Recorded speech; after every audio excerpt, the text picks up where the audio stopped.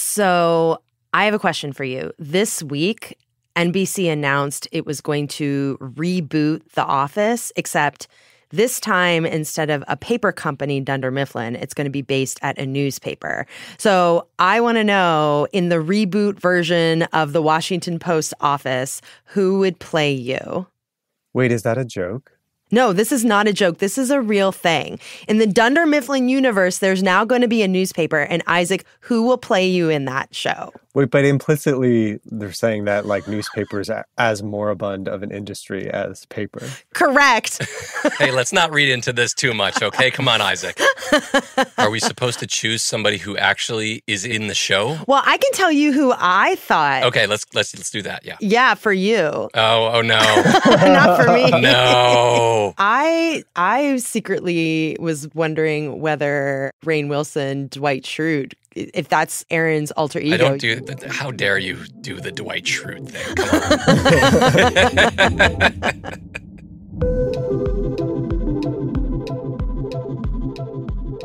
Welcome to the campaign moment on this Friday, May 10th. I'm Elahe Izadi, co-host of Post Reports. And I'm Aaron Blake, senior politics reporter and author of the Campaign Moment newsletter.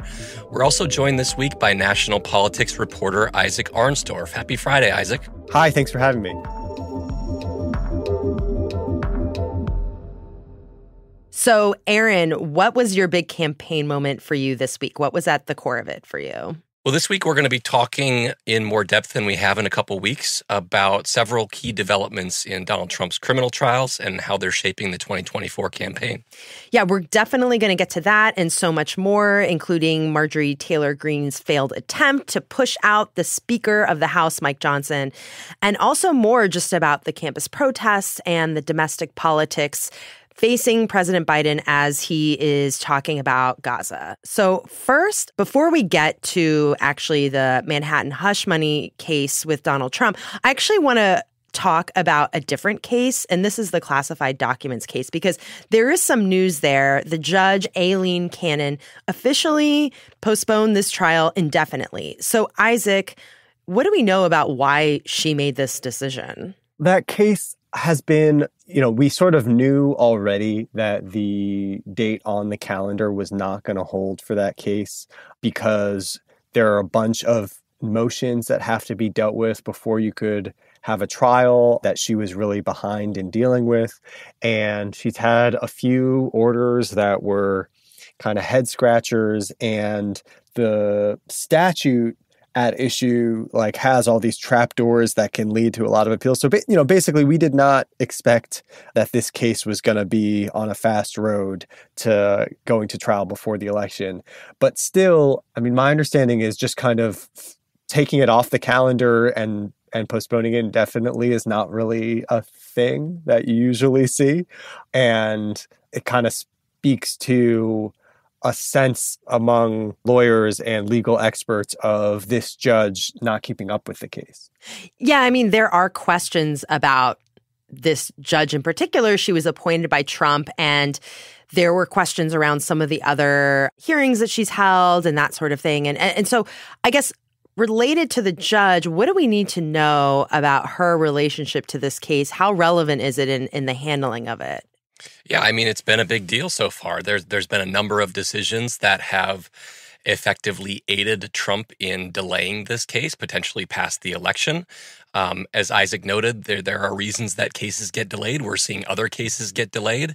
But I think what's different about Judge Cannon and the way that she has handled this case is those head-scratching decisions. After the Mar-a-Lago search that found these documents, she appointed a special master to review the materials and said that the investigation couldn't move forward at that time. That was later reversed by the appeals court. The initial trial date, the prosecutors asked for December 2023. It wasn't set until 6 months later. There have been other smaller disputes about the Classified Information Procedures Act, which had an earlier deadline, and that wound up getting pushed back a lot. There's just a whole lot of things that have kind of gone against prosecutors in this case and have really played into Trump's desire, his very professed desire. This is not a secret that he wants to push these cases hopefully beyond the election. And so I think what we saw this week was a kind of a culmination of that, not just in this case, but also in the Georgia case where the efforts to go after the prosecutor, Fani Willis, led to another delay in that case because an appeals court there is going to take up a review of the decision that allowed her to stay on that case. So a lot of things kind of conspiring to make this Manhattan case the only case that we're going to be having before the election potentially. Which is interesting because, in the lead up to all this, experts have said that the classified documents case could be the biggest threat, one of the biggest, or strongest cases against him, or one of the clearest cut cases against him. And now we are in the midst of this other trial, the hush money trial in Manhattan. So I did want to turn there because this week Stormy Daniels delivered some pretty dramatic and also disturbing testimony, which included details about her alleged sexual encounter with Trump, which he denies. I wanted to ask both of you, what were your reactions as you were, seeing what our colleagues were reporting from the courtroom as she testified? Yeah, I wasn't there this week. My colleague Marianne was up there instead. And so I was, following along, reading like a lot of the audience. Yeah, because this trial is not being televised. That's the only way we really know what's going on, right? Yeah. And it was tough to read. I mean, it was very graphic and disturbing. And the people, from what I could gather, like the lawyers and the judge were also surprised that it was going into that much detail, to the point that the judge was actually chastising. Well, he had told the prosecutors that the witness shouldn't be doing that. And then it happened anyway. And the judge said, I was trying to stop it to some extent, but it's really the defense's job. And why weren't they objecting more? They should have been objecting more. So kind of chewing out Trump's own lawyer in front of Trump. And, some of this was going on in sidebars where we couldn't really hear it in real time, but then the transcripts would come out and we would learn that actually Trump was muttering and swearing under his breath. And the judge was telling him he needed to stop doing that in earshot of the witness. A few thoughts on this. I think it's pretty clear that Stormy Daniels' testimony is salacious and probably interesting to people, but maybe less relevant to the legal issues of this case. She could kind of help prosecutors prove that the hush money payment was geared towards the campaign, which is a key threshold issue for prosecutors. There was one moment where she said that Trump told her not to worry about what Melania Trump would think about these things, which kind of suggests this wasn't really about personal issues. The testimony could also be used to call Trump's credibility into question, given that he has firmly denied that this tryst took place, and now she's testified to it under oath. As far as the kind of political impact of her testifying to these things, I'm not sure it really moves the needle a whole lot. There was polling back in 2018 that showed that people just weren't that concerned about Trump having potentially engaged in this. They believed it had happened by more than 40 points, but they also said 73% to 23% that this wasn't important to them, that the former president, then president, had potentially had this interaction with Stormy Daniels. But the other thing that I think is key here is it's how Trump reacts to all of this. This was a moment that very much tested Donald Trump's ability to keep himself in check. He's been straddling the line with these little outbursts in court that Isaac mentioned, potential gag order violations. He's got 10 violations so far. He, on Wednesday morning, after the first day of Stormy Daniels' testimony, issued a Truth Social post that seemed to allude to her testimony being lies and false statements that he couldn't respond to. There is real danger here in Trump potentially going to jail. The judge has been talking about that increasingly and saying that might be what he has as an option if Trump persists in doing these kinds of things. And I think that's maybe kind of the potential big impact of Stormy Daniels' testimony aside from the legal issues. Well, I want to pick up on that, putting aside whether he actually could be put in jail over this. Isaac, I'm wondering what the implications of that are for him campaigning for president. Has the Trump campaign mapped out or thought through what could happen if he actually is put in jail over a gag order violation? I think from the campaign's perspective, they're already, there's a saying, they're using the process is the punishment. They're already dealing with the reality of a candidate who is in court 4 days a week, stuck in New York, can't use his phone, his attention and his time is taken up with this. So they're already coping with him being basically off the field and unavailable. Obviously, that's not to say that, as much as Trump doesn't like sitting in court and being at the mercy of the judge in that courtroom, that's a far cry from what it would actually be like to be detained, whatever that would look like in his case. And so, you actually haven't seen him. The 10 gag order violations were all from before he was sanctioned for violating the gag order. So, I think you actually do see him aware of what the rules are and aware of the consequences and regulating himself accordingly. Like I'm thinking about one of the days that I was in the hallway and he was coming out and railing against the judge for being conflicted is the word that he is always using. And he's pretty clearly referring to an allegation about the judge's daughter working at a firm that works with Democrats, but he's not allowed to go after the judge's family. So he just says this thing conflicted. And so I actually asked him, what do you mean by conflicted? And he said, well, you can figure that out. So he knows what the line is, and he's capable of not crossing it. Right. Yeah, and if you look at the way that he talks about these things, even the gag order violations, a lot of it is very coded language. And this is a trend with Trump over the years. Sometimes he crosses that line, which he did with these gag order violations, but it's always testing the line the way that he talks about these things. It's rarely a very direct thing. There was a time where he was referring to the clerk in the courtroom in his civil fraud trial, but said it in a way where he could plausibly say that he was talking about Michael Cohen instead. The judge decided that wasn't good enough, so it's really a matter of whether the judges are willing to kind of go into the context of these remarks and read between the lines, because Trump so often demands that. So speaking of Cohen, Michael Cohen could actually testify as early as next week. And, it's no secret that Trump has deep disdain for Michael Cohen. So I wonder, is there increased concern that this could be the thing that pushes him over the edge, that pushes Trump over the edge to actually cross over that line?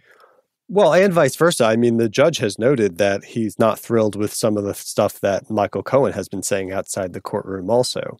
And it was interesting that Trump's lawyer asked the judge, now that Stormy Daniels is done testifying, can you lift the gag order against attacking Stormy Daniels? And the judge was like, no, because of the message, the deterrent that could have on future witnesses. Yeah, that's very much in the background. I mean, the key thing with the Cohen testimony is, we still haven't heard evidence that Trump directed the falsification of records, which is actually what this case is about. And unless there's some evidence we don't know about, which there certainly could be, that's probably going to come down to Cohen's word.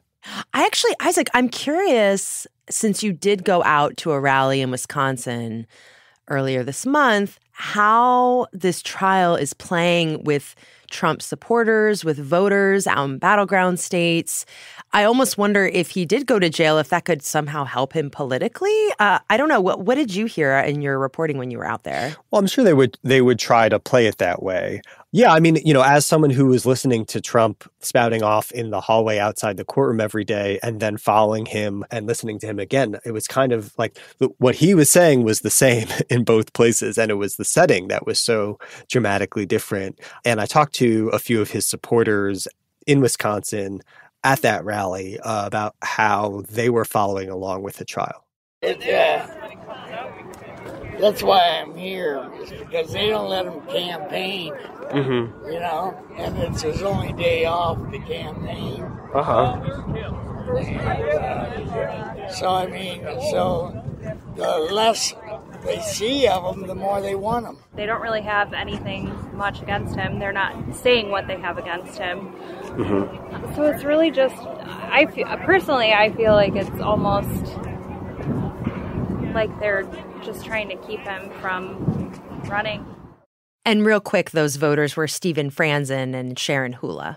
I think it's worth reflecting on the idea of Trump going to jail and kind of the political implications on that. There was definitely a sense during the Republican primaries that these indictments helped Trump. That was with the Republican Party base, though. I think it's different when you're talking about the broader electorate. The idea that Trump is being persecuted is not something that has penetrated with close to a majority of Americans.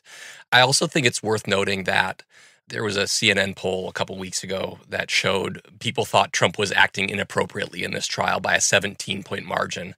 Americans, when Trump was president, kind of acknowledged that his conduct wasn't really what they would prefer. 6 in 10 Americans said that the conduct made them less likely to support him. Just 1 in 10 said it made them more likely to support him.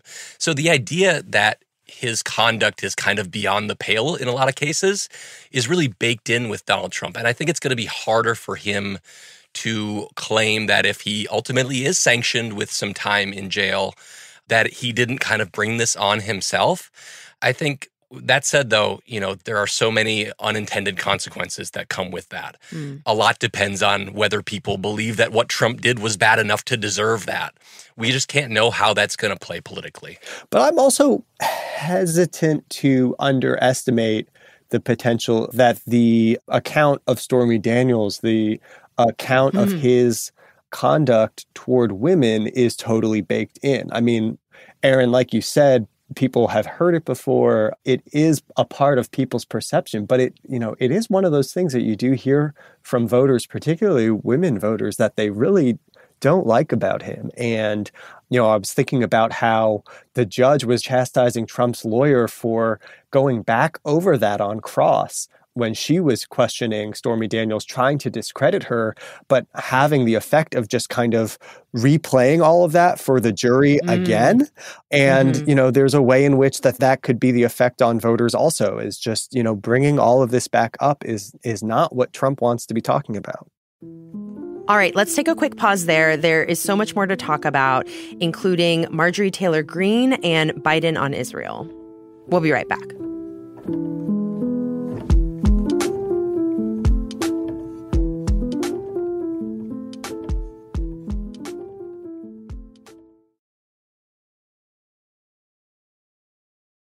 So, Isaac, Marjorie Taylor Greene has long been a darling of the MAGA movement, which is something that you've been covering for many years. And Greene is a congresswoman from Georgia. She's far right.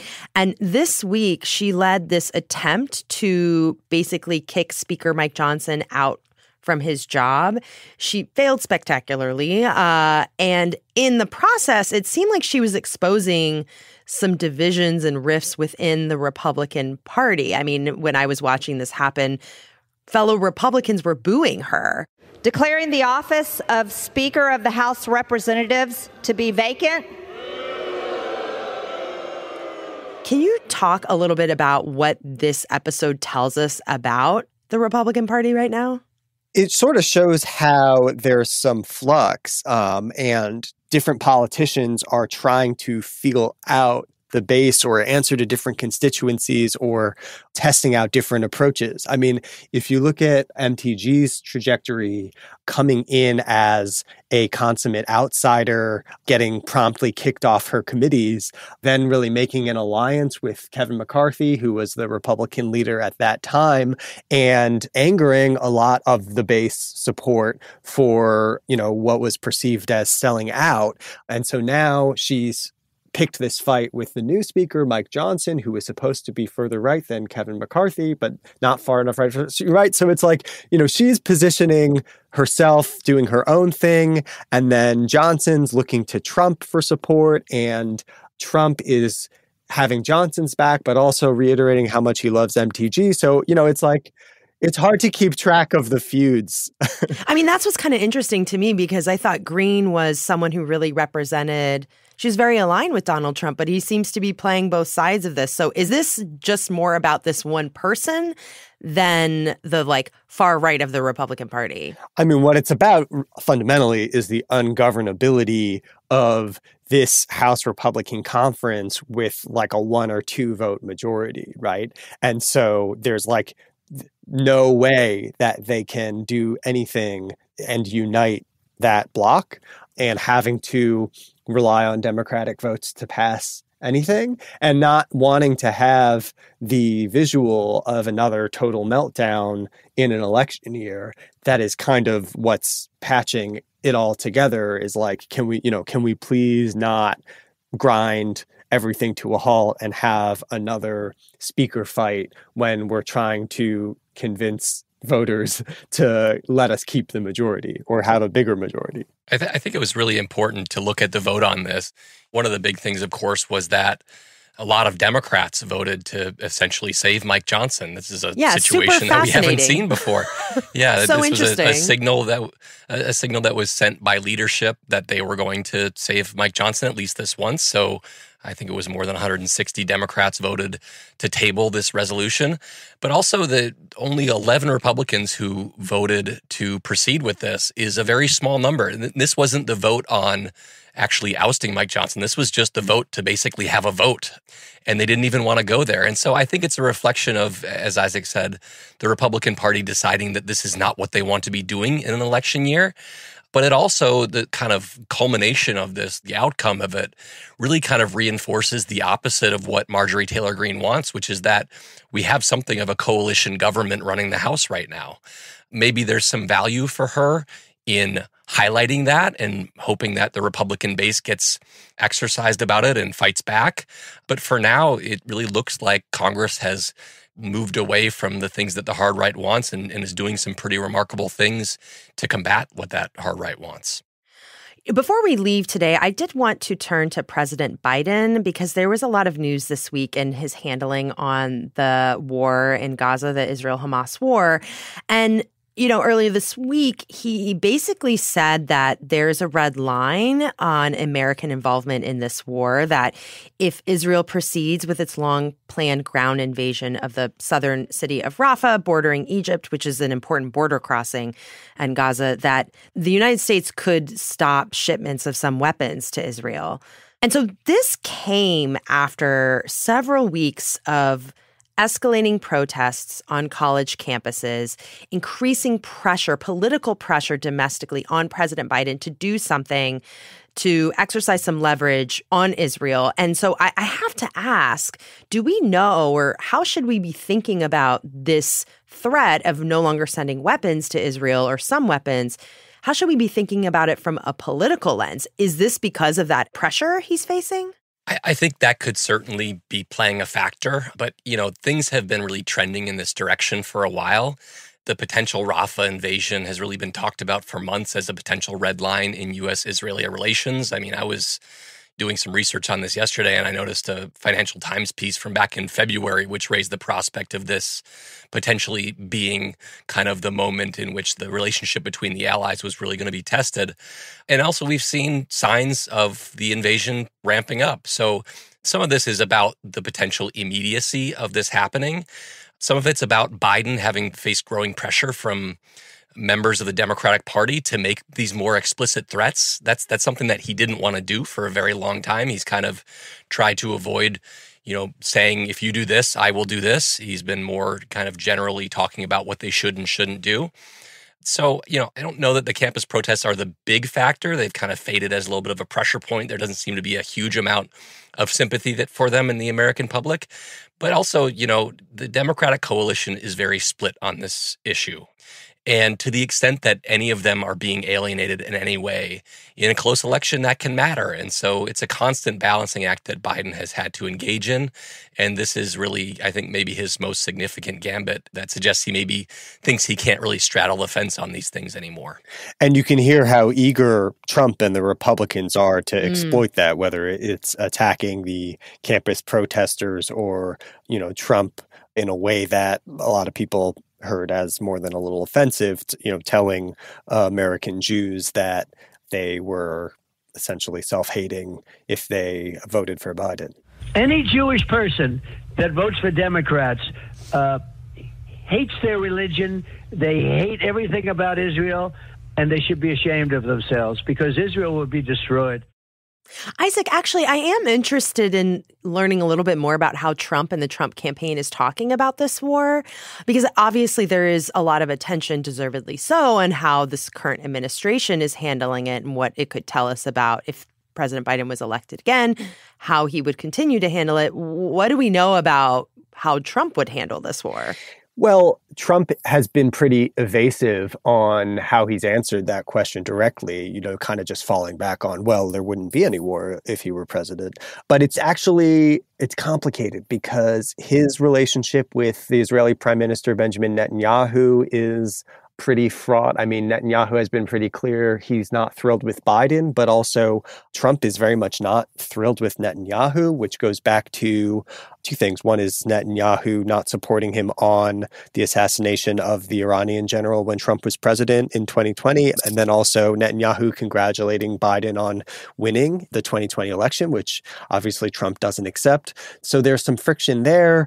And then Trump is also trying to have it both ways on saying that he would absolutely have Israel's back and would support Israel in being even more militant, but then also telling some Israeli journalists and also saying publicly that Israel needs to basically wrap this up, that this has gone on too long. So he sort of has sent some mixed messages and is sort of benefiting politically from not actually being the one who has to make the decisions.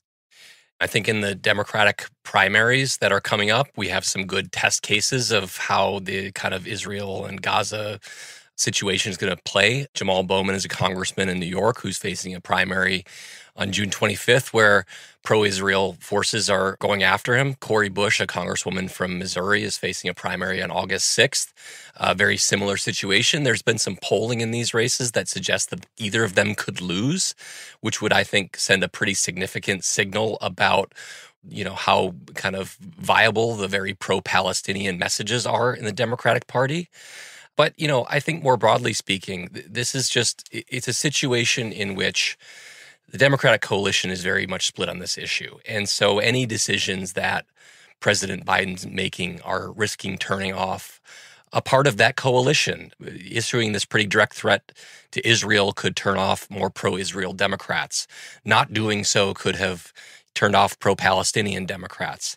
Democrats are still avoiding criticizing Biden directly, but we have a few things that are coming up that are really going to test that. There's an administration report on Israel and human rights potential violations that could really be a kind of a turning point in the internal Democratic debate over this. And then, of course, there's what Israel does. Does it do what Biden asked it to by not going into Rafah, or does it press forward? Those are going to create some very difficult decisions that, again, are going to risk kind of creating these rifts in the Democratic base in a very significant way. Mm-hmm. So looking ahead to next week, Isaac, what will you be paying attention to? I'm going to be on vacation next week. Nothing. Isaac is going to be off the grid. I love the honesty of that answer. Aaron? Isaac wants nothing to do with any of this stuff that's going on right now. I will be on the grid, and I will be watching what Israel does in the coming days and how Biden responds to that. I also think it's worth, to our conversation earlier about Trump kind of straddling the line on these gag orders and his conduct in court. As he emerges and does public events, which maybe is less easy to edit than his Truth Social posts, is kind of the Stormy Daniels testimony going to cause him to spout off a little bit more and really test the tolerance of the judge in this case? Well, we'll have to leave it there. That is it for today's episode. Thank you, Isaac. Enjoy your vacation. Thank you. And thank you, Aaron. I will see you next week. Thank you. And don't forget to subscribe to the Campaign Moment newsletter. Yes, there will be a link to that in our show notes. And you can also sign up your family and friends if you are already signed up so they can feel just as smart as you do. Isaac Arnsdorf is a national political reporter for The Post, and Aaron Blake is a senior political reporter. That's it for this week on The Campaign Moment. If you're tuning in via Post Reports, we'll keep bringing you these conversations most Fridays. But you'll be able to hear more from Aaron and our other colleagues by also following the Campaign Moment show feed itself, because that is where we will be dropping extra episodes as campaign news picks up. Today's episode was produced and mixed by Ted Muldoon. It was edited by Renata Jablonski. Our team also includes Maggie Penman, Rena Flores, Monica Campbell, Alana Gordon, Ariel Plotnick, Bishop Sand, Rennie Svirnovsky, Sabby Robinson, Emma Talkoff, Sean Carter, Peter Bresnan, Allison Michaels, and Martine Powers. I'm Elahe Izadi. Have a great weekend. Does everyone remember the episode where Michael Scott wears a women's suit? Yes, 100%. Well, there is a certain official on the Trump campaign who will remain nameless who showed up in Iowa without an appropriate jacket and ended up accidentally buying a women's coat. That is straight from the And the episode, he didn't think it was. And he's like, look, the label is called Mysterious. Well, this was a North Face. Oh, interesting. So, Easy mistake.